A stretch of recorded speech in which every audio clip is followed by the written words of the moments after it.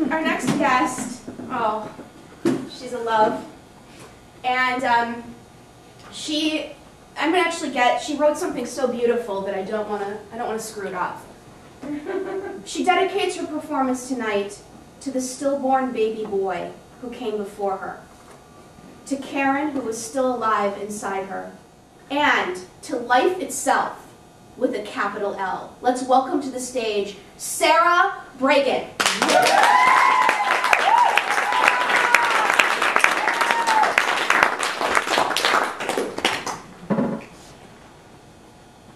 You're really out there. Tonight I want to talk to you about sex. Yeah. I really love sex, as I remember. Because it's one place where I don't talk myself out of taking the next step. All those what-ifs of ordinary life, or whining my very own special, I don't know. Oh, thoughts do come up, like, what if he, or, you know, Sarah, you really should have paid more attention to your vagina. This is what that tube of estrogen cream was for. But once my body gets into the act, I don't mean the act. Once I'm engaged, I don't mean engaged, you know what I mean. But see, this is what happens in my non-sex life, which I have to say is most of the time. Thinking intrudes. I get waylaid by words. Words that lead to other words. And I'm dead in the water, stopped in my tracks, and there must be another good metaphor in here somewhere. Parsing words is such fertile ground for not doing anything. Like parse. Now that I've said it, I'll have to look it up.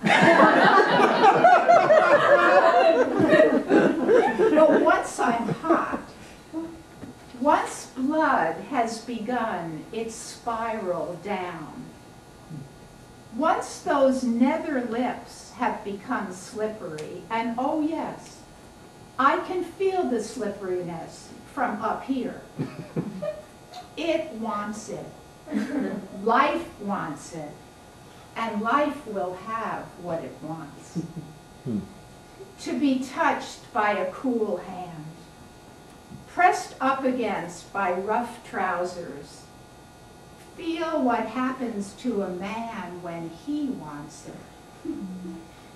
It wants to open, to strut its stuff, and be seen inside and out in all its throbbing glory. And nothing is going to stop it. Well, this isn't exactly true. How is that STD conversation supposed to go?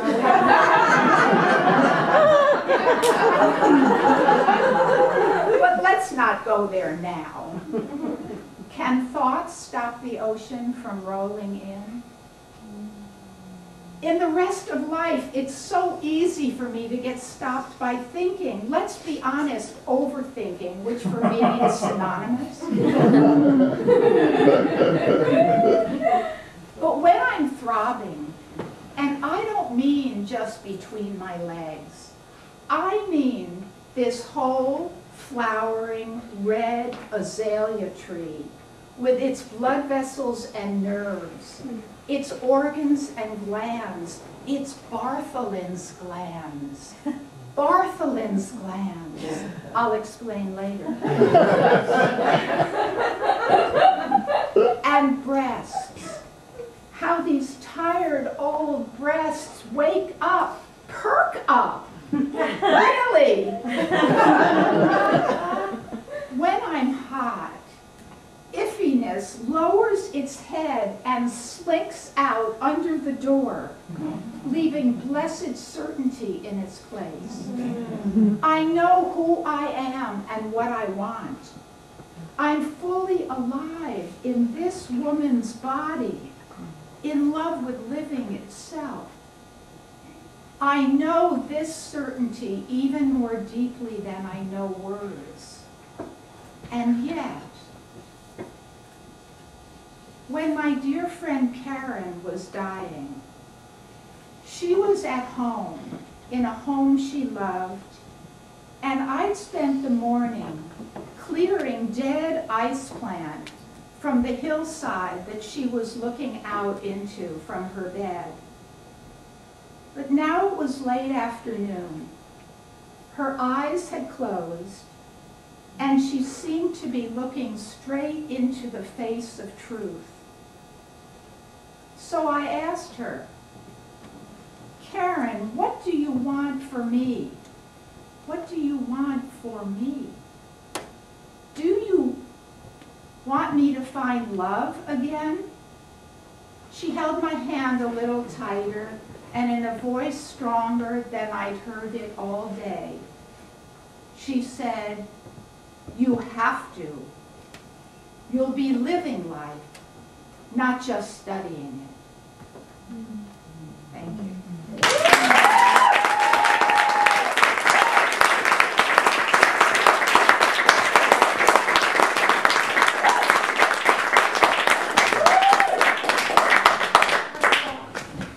Oh, everyone.